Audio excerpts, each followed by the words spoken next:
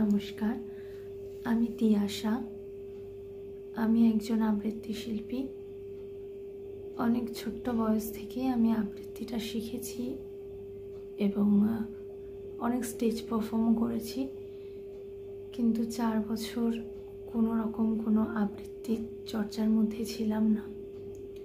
তো 4 বছর পর সেই ভালো লাগা, ভালোবাসার জায়গা থেকে আবার একটা কবিতা আপনাদের সামনে পরিবেশন করছি। ভুল ত্রুটি থাকলে ক্ষমা করবেন। কবিতাটা হলো লুকোচুরি, রবীন্দ্রনাথ ঠাকুরের কবিতা।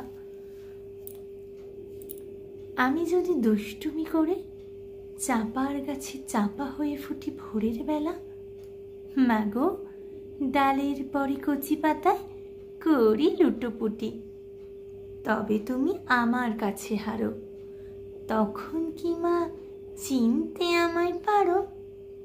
তুমি ডাকো, খোকা কোথায় ওরে?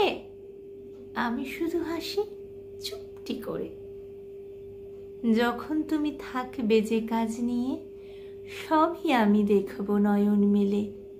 স্নানটি করে চাপার তলা দিয়ে আসবে তুমি পিঠেতে চুল ফেলে।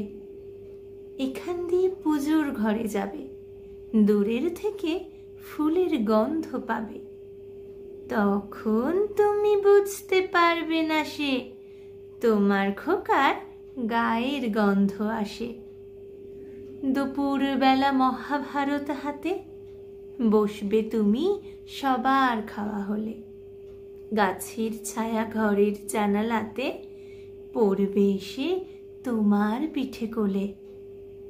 আমি আমার ছোট্ট ছায়াখানি দোলাবো তোর বইয়ের পরে আনি। তখন তুমি বুঝতে পারবে না সে তোমার চোখে খোকার ছায়া ভাসে।